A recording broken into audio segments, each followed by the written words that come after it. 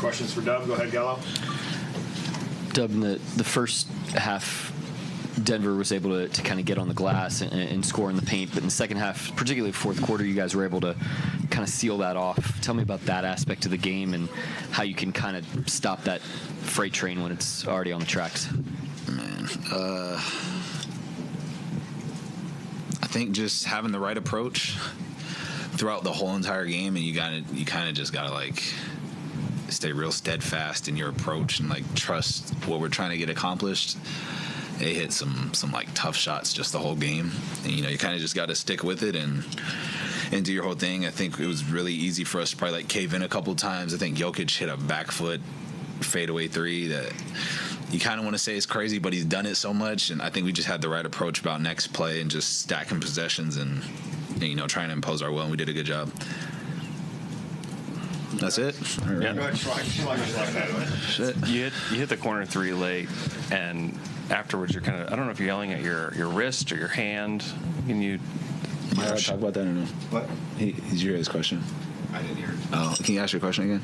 Yeah, you were yelling at either your wrist or your hand as you're running toward the bench after the timeout. Can you tell us what you're saying? I don't even remember that, to be honest. I probably gotta look at a clip or something. Yeah. I do want to follow Probably up on something not appropriate, to be honest. I do want to follow up on Andrew's question on there with you yelling at your hand or whatever, but obviously there's some excitement there. There's some jubilation there. Just can you talk about just the excitement, maybe even the crowd pumping into it to kind of get over that hump? Yeah. First off, big pass from Lou. He had just hit like 3 of them. So for him to one more, to me, just shows the approach that we've had for the whole entire game. And I'm just happy I was able to knock down the shot. And obviously having Paycon behind me is a pretty cool moment. But I don't remember what I said. It probably wasn't something that I should have said on TV. So, yeah. You mentioned Lou's threes. Just how big of a boost was that for you guys? Yeah, man, won us the game for real. And then I think, too, it wasn't in just the shots he hit. It's just the defensive approach that he has as well.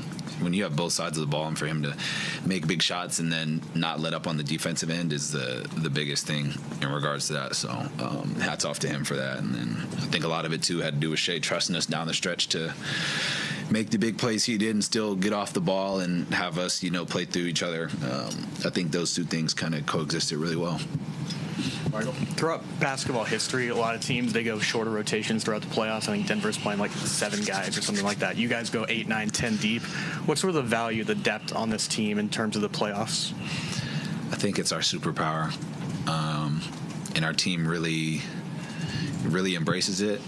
Mark's been doing this since I've been here, where we've just had guys like, you look at my first year, like, I don't think people anticipated me to play the minutes I was playing, and just from then on, like, everybody is available, everybody's ready to go, and everybody knows that, and I think that gives guys a lot of confidence to come in the game and make an impact. Jalen, I think a lot of people looked at this game as, not must win. You got 2 more after this, but, with the scenarios out there, need to win probably is the way a lot of people might have looked at it. For you guys to have come out, to have weathered the storm, what does it sort of say just about where you guys are at this point and, experience and learning and all those sorts of things? We're just getting better through the experiences. Obviously, the series is very far from over. We're going to have another fight like tonight. Mark said something that really has stuck with us a lot, is like, everybody on the team wants to win so bad that in the game you kind of have to hone that in to, like, let's win this possession instead of, like, let's win the game.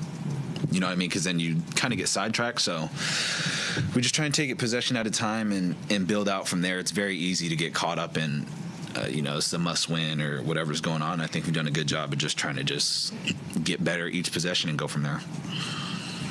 Go ahead, Barry. Yeah, Jalen, you guys, you were so dominant in the regular season. You didn't have many games like this, the way most teams do. You won a tight one in Denver, but it's sort of a slog game. Tonight you won with a lot of good plays on the offensive end. How important is that to execute and come through in crunch time? Is that a sign that you're growing up or just surviving? What's that a sign of? I don't think we're just surviving, but I don't even want to say like we're growing up. I don't really like using that as like a excuse to like be great or like kind of use our age into it. I think we're kind of past that. Me personally, I think it's just more us getting better, trusting each other. We've been through these situations. We've been through the Game 5 last year. Like, we're just kind of like going through these experiences. So I guess you could say that's like growing up, I think, in a sense. But I think it's more like just like trial by fire. Like, we've been in the positions and we trust each other. And I think that's what's going on. Andrew? Aaron Gordon's been big in fourth quarters in this series tonight, 0 of 3. Anything different you guys showed him tonight? Well, I mean, how many Jamal have 30 and Jokic have 44? They were kind of running through them a lot. Yeah, but he has been really good this series and somebody that we've definitely had to key in on and do that. But I don't know about anything different. I probably got to go back and like really look at what happened in that fourth quarter. But I think a lot of it was them playing through the guy that almost had 50. Yeah. Anybody else? We can go last one to Joel. Yeah, I think you kind of already got asked about this, but the moment where you hit the three late and you're screaming at your wrist, I think that's the wrist that's sort of been bothering you. My wrist been bothering me?